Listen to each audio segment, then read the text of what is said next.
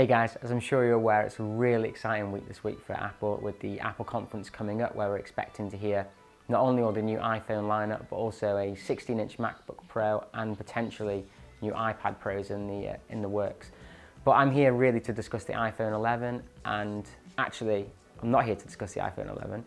I'm here to discuss the iPhone 10. Yes, the 10, a 2-year-old phone by Apple, and why I think it should be your next iPhone.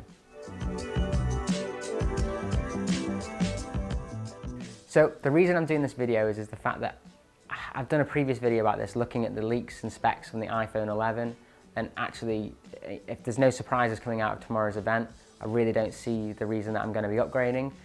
But then I was at the pub the other day and I was chatting with some of my friends, and they've all seemed to have iPhone 6s and 6Ss. One of them has an iPhone 7, and they were all very keen to update to the new iPhone 11 this year. And so they were asking me, oh, you know, have you seen what the leaks are? Have you seen, we're having a general discussion about tech in general, Samsung Note 10 Plus, etc. And they're all iPhone guys, so I don't think I'm going to be persuading them to go over to Android. But what was very interesting is that they were actually asking me, well, what's the difference from the iPhone 11 to the phone that I have? And they all thought that I had the iPhone 10s, but I don't. I have the iPhone 10. And that's because these phones look identical, the iPhone 10 and 10s, as most S models of Apple phones are. Now, so I was trying to explain to them that basically the difference that I know from the iPhone 10 and the 10s is the fact that the iPhone 10s, the cameras are exactly the same, but they are better in low light situations, according to some of the photography that people have been taking on YouTube. And also, because of the faster chip that's in the iPhone 10s, they were allowed to do you can change the bokeh blur effect on the background of photos. I think that's only in the Apple Photos app though.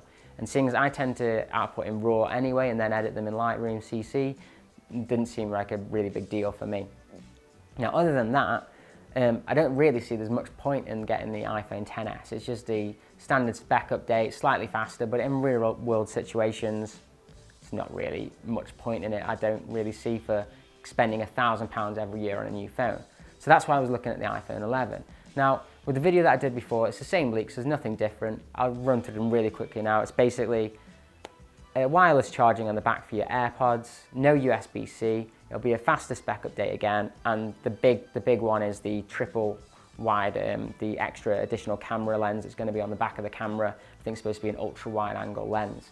So other than that, there doesn't seem to be that much in the way of leaks and speculation about what we're going to be getting on the new iPhones.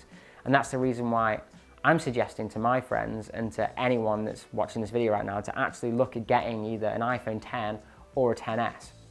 Now, the reason I recommend the iPhone 10 over the 10s is basically because it's 12 months older, it's even cheaper than the 10s. Now, when the iPhone 11 comes out, you're going to be getting some really good deals for the iPhone 10 and 10s. So if the 10s deals and updates are really good, I would recommend getting that, because obviously it's just 1 year earlier, 1 year later, should I say, so you are going to be getting some better deals there. But the 10 in real world scenarios is amazing. I mean, we have all the Touch ID, you have all the new gesture capabilities that are still on the iPhones and the iPads at the moment.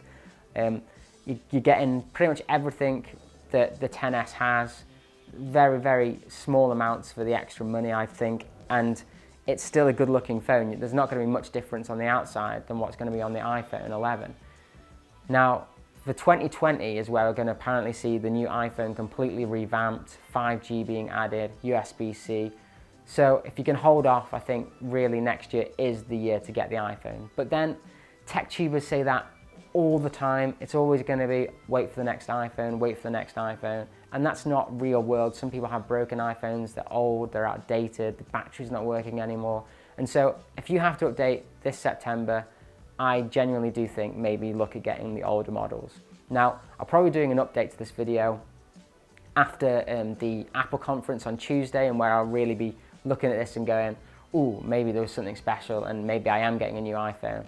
As I said in the previous video, my girlfriend's got an iPhone 7 Plus, so she's really looking at upgrading, and she kind of wants my phone here, so she's kind of tempting me to upgrade, or maybe she'll be getting a new phone and I'll be staying with this if I'm happy with it.